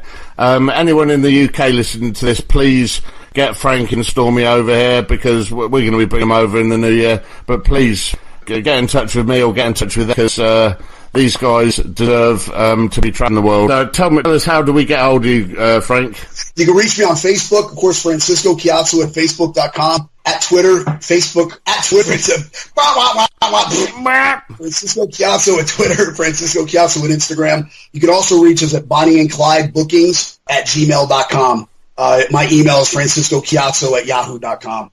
And of course, you can always reach me through Stu if you need to get in touch with me. Or we're definitely looking forward to coming over to the UK. It's been 2010 since I think 2010 was the last time I came over there. Yeah, well, always had incredible tours over there, from Brian Dixon to working for EWW, and the talent over there is just top notch. And one of your guys are over here right now, Joey Osborne. Oh, you're off, mate. Fucking Joey Osborne, mate. He's did a little bit of traveling with us, and I'm trying to get him on a loop to Chicago with us here in a couple weeks. And he's a good dude, man. He's jacked, dude. He's in great shape. Make sure he doesn't get any women pregnant over there, because he's got a little bit of a history. I don't think he's. Trust me, I don't think he's going to have any trouble getting anybody pregnant. Yeah, kick him in the nuts as hard as you can. But I'm really glad I was able to come on Stiff Right Hand Podcast, and you're doing some great things. I mean, I know we don't get a chance to talk as much as we'd like to, or even see each other as much as we'd like to. But at the end of the day, you're my brother, and I appreciate everything you've done. Absolutely, man. I love you to bits. Like I say, we can make this a regular thing now, and I can't wait to see this movie, man. It's going to be a hard watch. I didn't realise it was going to be such a fucking riches to rags and rags to riches story, but it's going to be a hard fucking watch. Just as a friend of yours, it's going to be big time hard watching, but I'm proud of you, man, and I'm fucking excited to see it. Thank you very much, man. You can hashtag Journeyman. Let's try to get that trending, and you can look up. We're going to have a website coming out called thejourneyman.com. 316 Productions is the one that filmed the whole thing and did all the productions for it. You can look them up on Facebook as well. And at the end of the day, I was so glad I was able to tell the story because, people tell me all the time. And it's humbling because I've never considered myself, I'm not a big deal by no stretch. I'm not a big star. I'm no John Cena. I'm not making millions of dollars. But, I had somebody tell me the other day that I was an inspiration. That hits home to me because I'm like, wow, that's big. That's important. That's major. Inspiration somebody is a big deal. And to keep somebody from, God, I had a guy walk in the dressing room, 6, 7, 8 months ago and tell me, you kept me from doing some bad things. And that's crazy to me because, Stu, we're just guys. We're not, what we do, we just happen to be good wrestlers. We're not cops. We're not saving people. We're not running into burning buildings. We're not soldiers, but at the end of the day, people still look up to us for what we do. And if we can help even one person, that's ultimately what matters, Absolutely. That's what I was saying to you the other day, man. You've done more than most, and you can, when it is time to hang your boots up, you'll be able to look back on the the footsteps that you've created, and you've created many, mate, and you should be fucking proud of that as well.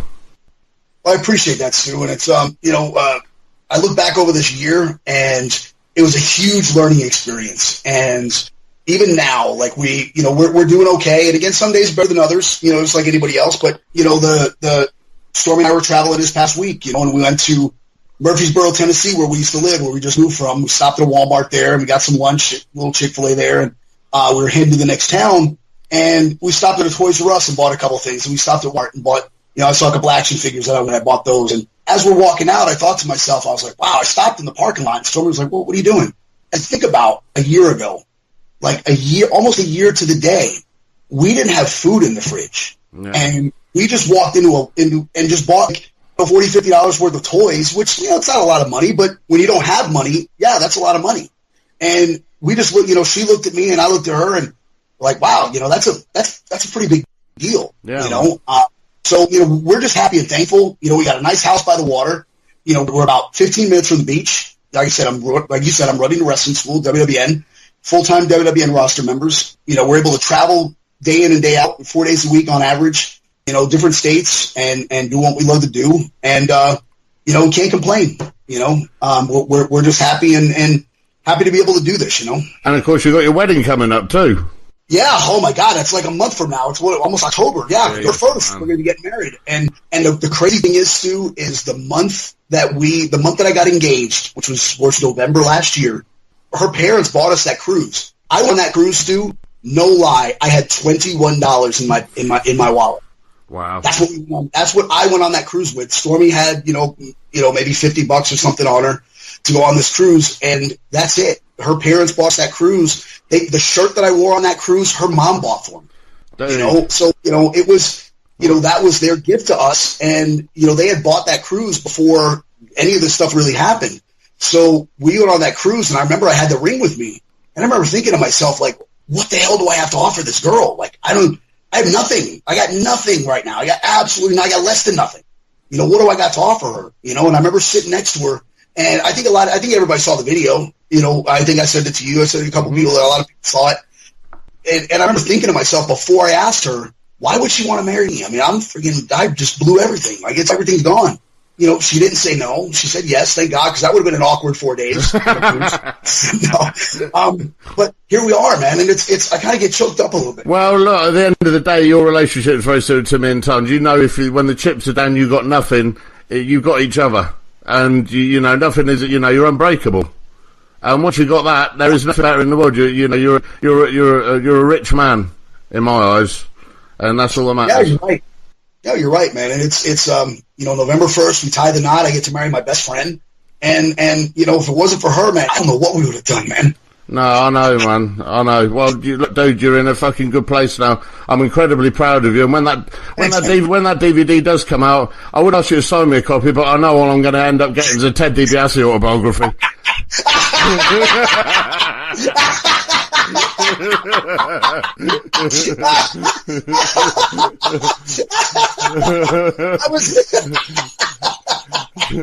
I was just telling Joey that fucking story, and he was in the back seat in tears, crying.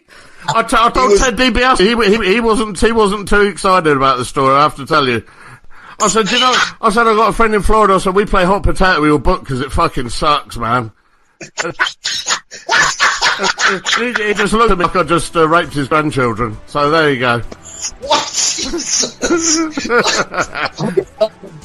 Well, no, it was. We're definitely looking forward to coming over there, man. I can't wait to see you. We're going to get you over, man. I'm going to get you some bookings. You'd like I say, you are one of my very closest friends. You deserve everything that you fucking get, dude. And I'm very proud to call you a friend. And thank you for giving us your time tonight. Thank you, Stu. And everybody, listen and watch Stiff Right Hand Podcast. Twat.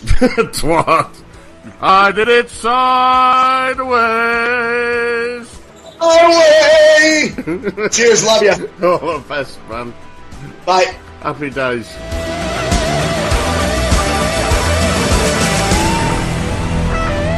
It's the man that you fear, getting right in your ear. This is Stiff Right Hand. So there goes my interview with Frankie. What do you think about that then? Oh, it was really nice, wasn't it? He's a silly sod. You don't know. I don't really care. I've been all diplomatic. Yeah, it's nice. A bit emotional, isn't it? You're just excited about watching The Apprentice. That's all I really give a shit about. I want to eat chocolate in bed and watch The Apprentice with no one asking me questions. And then what I'm going to do is turn round and tell you all the things that they should have done. Well, there's going to be questions because whenever we're watching a movie a TV show, because I'm getting older now and my ability to understand... What's going on? Well, I haven't finished. My ability to understand things isn't that good. My grasp of things isn't that clever anymore. Yeah, I do say, what's happening within 5 minutes of the film starting? What's going on? What's going on? Well, I don't know, I've just seen the opening same credits, fucking 5 minutes of this movie that you have. Opening credits of TJ Hooker. What's going on? Opening credits of Starsky and Hutch. What's going on? Opening credits of what's going on? I don't really understand, Whimsy. Fucking hell! What's happening? Opening credits of the cartoon. What's happening? I don't get it. I don't understand anything. Well, it says more about you than me. So, and obviously, listen. What do you think about Las Vegas then? 'Cause that shooting happened the day before yesterday, and obviously loads of people were killed and loads of people were hurt, and obviously this being a transatlantic episode, it would be wrong not to talk about it, I suppose. So what are your thoughts? My thoughts are... Bear in mind, most of our listeners are going to be Donald Trump supporters. Well, I know Frankie is, right? I think that the more that these incidents occur, the more ridiculous it is that there aren't tighter gun laws in America. And I'm not saying that they need to hand in all of their firearms because, they'll throw the Constitution and the amendments and blah, blah, blah. Okay, and no one's saying take the guns away, but oh my god, make it harder to get fucking semi-automatic weapons. No one needs a collection of machine guns. No, you don't. I don't understand any necessity for that. And I think it's gone so far now that, because years ago I used to have a handgun. I had a Glock, and years ago, I think it was like 19... No, it might have been 2000. There was a big amnesty, a weapons amnesty in the UK, and I handed mine in because I just didn't need it anymore. Killed everyone I needed to kill. Well, no, I didn't kill anyone. Yeah, but I handed it in, and I think it's. Who handed it in? Or I gave it to my elderly mother to hand in. My elderly grey-haired mother, who went tottering on down to the police station, said, "Hello, I've come to hand in this," and the bloke went, "Fucking hell, it's a real one, shit!" For this fucking mad old lady opening her raincoat and dropping a fucking great big fucking gun on the counter. You motherfuckers care to dance? Yes, hello, Mrs. Allen. Hello, I've just come to fucking hell. She's packing heat. So yeah, there you go.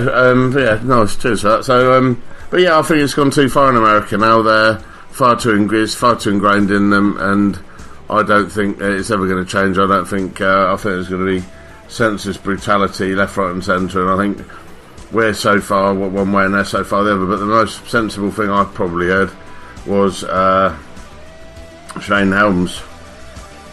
I read some he put up this morning, and it was if arming everyone, would mean more peace, then surely America would be the most peaceful country in the world, wouldn't it? Which it isn't. So obviously that theory doesn't work. And also, at what stage is it too much? So people are openly fired on at a concert, right? That's not too much. There are children at school that have been shot at, and that's not too much. So I don't like that people enjoying a night in a club, like that's not too much.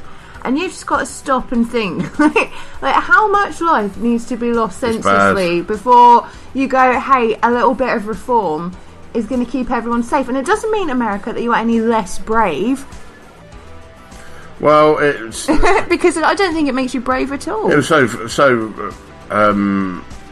interesting in one respect because it was a white person killing loads of white people. Still terrorism at a very, very white event. Yeah, but still terrorism. I didn't even mention it. Why even bring it up? The point is that this has got nothing to do with terrorism. It's got nothing to do with anything other than wacky gun laws. And I was talking to a mate of mine down the gym earlier, and he was saying, "How do you think it started?" And this is honestly how I think it started. I reckon he's had a shit night at the casino, lost quite a bit of money. Thought, I've got a gun. There's a load of people out there. I'll just see if I'm going to dare myself, see if I can hit that guy with the cowboy hat on. Oh, a load of people noticed. I'll do another one. Oh, this is fun, might as well do loads now. And before you know it, there's a massacre on your hands. Well, I don't know how we sort of snuck in that amount of weaponry and stuff into a fucking casino hotel. There's something very suspicious about it. It's all the weaponry, the surveillance equipment, which he apparently, managed to figure out when the police were coming. Apparently when the police turned up, he'd already been dead for a fair while, so I don't know. There's some more stuff's going to come out. I don't know. I'm not a big one in conspiracy theories and like shit, but I think it's very weird and it's obviously very sad. But we had to talk about it, and we just have done. So there you go. Yeah, we did. So anyway, let's. Thank you very much for to my guest this week, the bad guy Scott Hall, and he was on it. He was there. He was there, yeah. And Francisco Ciatso. He was also here. Both of them. Thank you for giving me your time, fellas, and much appreciated. Thank you all for listening. My guest next week is the Welsh Wizard. Well, he says he's the Welsh Wizard. I know, and he fucking knows that he's stolen that name from Aaron Ramsey. And he goes, no, that's not Welsh, is That's Geordie, mate. Yeah. Oh, too tired. He fucked it. I'm too tired. Oh. You go shit myself, have you? You see them? You see them? Whose coat's that jacket? Whose coat's that jacket? There you go. You see them two houses up there? Mine's the middle one. I don't like bread, I like toast. And I tell you another thing. You digress, anyway. So anyway... The Welsh Wizard sleeve. The Welsh Wizard sleeve. Jason Cross, who he's one of the teachers at War. He ran his own wrestling school. He's one of the first guys... one of our first exports out to Japan, actually. He went out there. I like to call him Clipboard Hitler. He's one of our agents at War, and he's a fucking... He's a fucking Clipboard Hitler. Right raw pain in the ass. He's a good friend of ours, and he tells it how it is, and sometimes how it isn't. But he's, like I was saying, he was one of the main exports when the British lads went over to Japan for Michinoku Pro in the late 90s. Jason was one of them. Great wrestler he was, and a great teacher he is. So we're going to be talking to him next week. So that's all from you. Well, maybe I wanted to say 10 more things. No, I'm talking on behalf of you. Don't talk on behalf of me. And on behalf of the company. This isn't the 1950s! It fucking is. It fucking isn't. In my head it is. Isn't. And so I'm talking on behalf of the country. And on behalf of the Shaolin Temple and everyone within it. Babe. And my gingerbread army. Babe. Fucking apprentice. Bored. Thank you for listening. Appreciate it. We'll see you next week on Stiff Right Hand.